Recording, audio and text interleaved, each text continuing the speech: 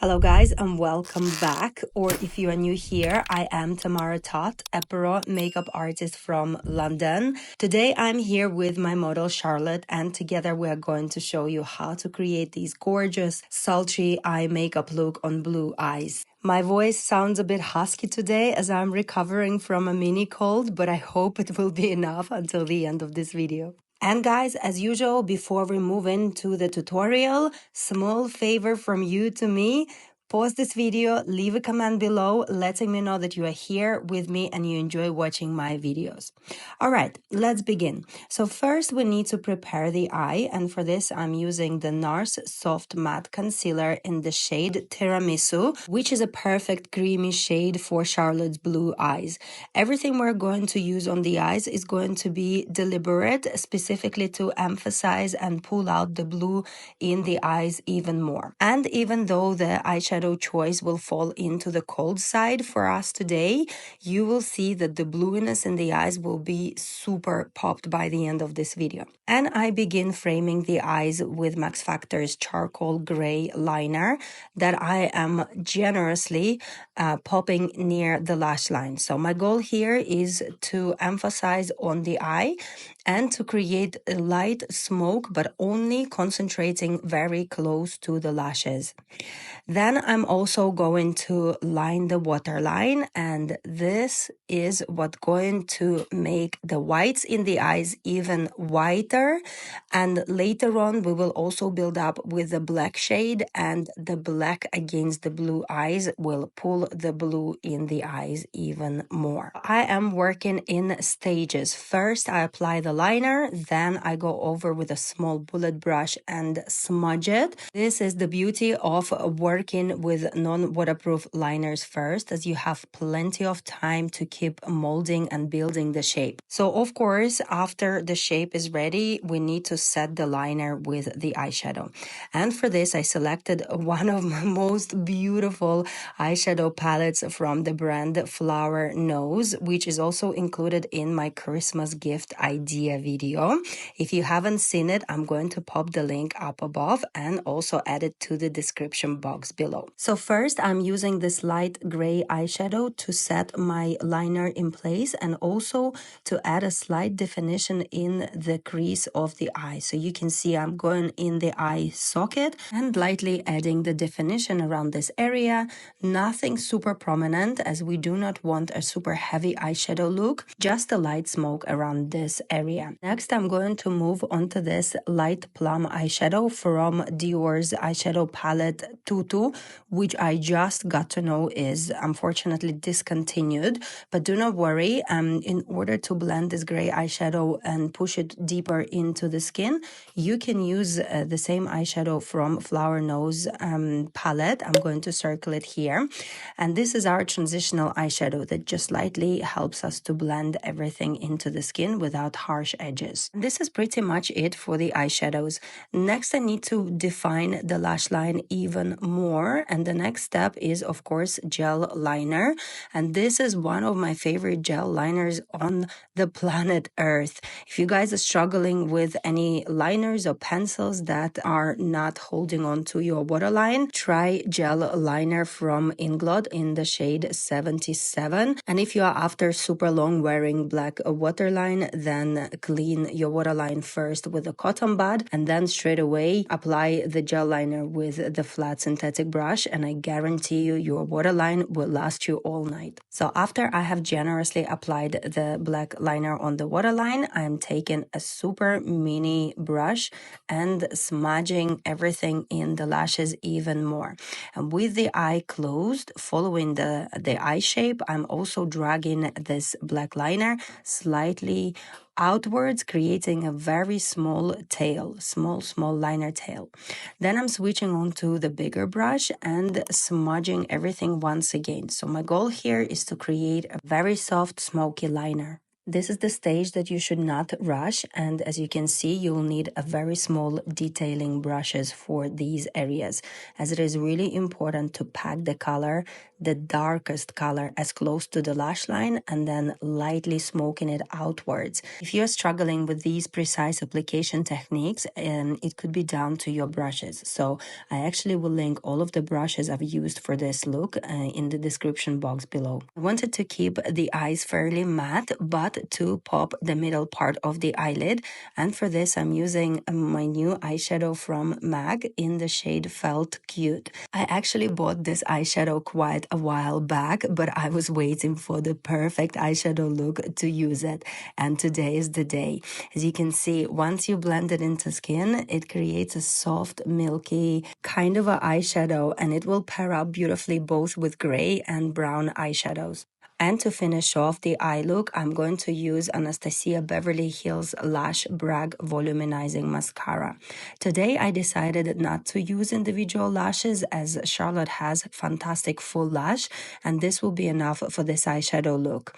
So as usual, I'm applying with the fan brush for the hygiene reasons, and I'm packing the mascara as dense as I can, as I want the eyes to be super punchy with a really thick lash. Next, we're moving on to the skin, and Charlotte has a few blemishes that we need to address, and for this I am going to use a fuller coverage of the foundation. But before I move on to that part, I need to prepare the skin in the right way. Before we did the eyes, I have toned and moisturized Charlotte's skin, and of course I will add all of the products in the description box below. So while we were doing the eyes, all of the products have soaked in, and now it's a perfect time for the primer. And so for the primer, I chose LIMBOSS Hydrating Primer, which is fantastic underneath the full coverage foundation, which will blur the skin a little bit and also will keep it moisturized throughout the day, as it contains hyaluronic acid and vitamin E. So for the foundation, I chose YSL All Hours Matte Foundation, which will be a fantastic full coverage foundation for any skin that has some blemishes or some pimples that needs cover up. And as every matte foundation, it can be slightly drying on the skin. So for this reason, I have paired it up with the LIMBOSS primer. Today I'm not using wet beauty blender to apply the foundation, as I want to apply and layer it quite thickly on the skin. So for this reason I'm using the fluffy brush from Sephora. For the contours of the face, I'm going to use the Charlotte Tilbury's Hollywood Contour Wand. This one is her lightest shade. I think it's fair to medium. And I'm going to apply it where the contours of the face are. So all around the hairline, slightly underneath the cheekbones and underneath the jawline. Now, this look I have intended to be mostly emphasizing the eyes, so I do not want a very strong contours, only a slight shadowing and a slight definition around the face. For the concealer, I selected Armani's Luminous Silk Concealer, which is one of my favorite moisturizing concealers. And this shade is a slightly lighter shade than the rest of the face. Again, I'm not after full coverage under the eye, as All Hours Foundation have done that part. All I need to do now is just slightly brighten underneath the eye area. And this will draw more attention onto the eyes. The blusher will also be quite natural today, and first I'm going to use this Delilah Cream blush on the highest points of the cheeks, of course. All of the shades that I chose for Charlotte today will be on the cooler or neutral side, and so is this blusher, which of course later on I will duplicate with another powder blusher, but for now I'm just blending everything into the skin and moving on to the eyebrows. Charlotte has fantastic brows, and I actually will not fill them in at all. All I want to do is just to comb this Got to Be brow gel, and this will be more than enough for this eye look. Now we're going to move on to the powder part of this video, and first I need to set the foundation in place. So for this I have chosen this slightly reflective powder from Glowish by Huda Beauty, which, as I got to know recently, is actually going to be discontinued soon, but for now you still can get it in Sephora stores, at least in London. And this is a fantastic lightweight and reflective powder that will set the foundation in place but will not leave it dry. I'm going to continue building this look with very lightweight products, and this one is the contouring powder from Dior, which is very refined, fine and lightweight in its texture. It's almost like a transparent veil on the skin, but it does add a slight shading on to the contours, but without making the skin look cakey or heavy. And my final step before the lipstick is going to be this hydrating setting mist from Delilah, which will melt all of the layers together in the skin, and the skin will look more alive, more radiant. The lips are going to be fairly natural for this makeup look, and first I'm lining them with Anastasia Beverly Hills liner, which is called Muted Mauve. I actually find myself reaching out quite often for this shade recently. I feel like it's such a beautiful neutral color that suits so many different skin tones. And I'm going to pair Muted Mauve liner with Delilah's new lipstick in the shade Hush, which is also a really beautiful, lightweight, pinky corally shade, I would say. And together with the Muted Mauve, it is giving me the super serene lip look for Charlotte.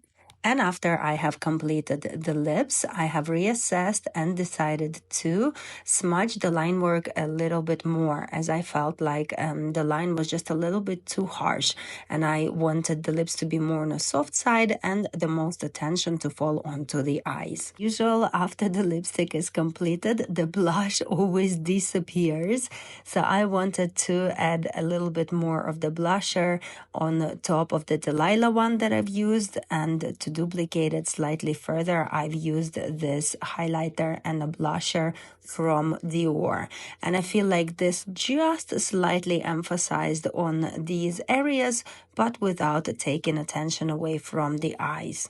And of course, we're not forgetting about the skin, and I am moisturizing and slightly glowing it up with this Patrick Ta She Is Glossy All Over Glow Balm. This is very unique product. It feels almost like a lip balm, but for the body. It leaves the skin looking moisturized as if you have just applied the cream, but being a little bit more on the tacky side, it doesn't absorb into the skin as quickly as the cream would. And in certain harsher lighting scenarios, it also reflects the light. So it's really, really beautiful skin product. Alright guys, well here is our before and after, and as you can see, Charlotte's eyes are piercing through this gorgeous eye makeup look.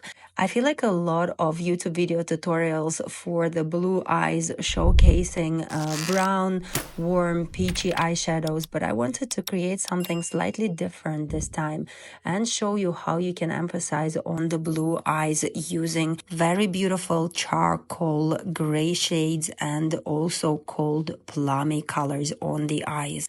As usual, your support means the world to me, so if you made it till this moment, leave a comment underneath.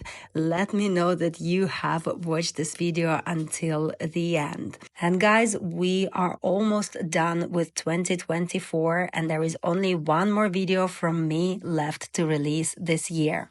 I have already recorded it, and it will be out on 29th of December, just in time for the parties and New Year's events, and it will be dedicated to my take on New Year's look. Alright guys, I am off to drink more hot tea with lemon and honey so I can recover and be fully healthy for my next YouTube video. Alright guys, have a wonderful week, and I see you on my next one.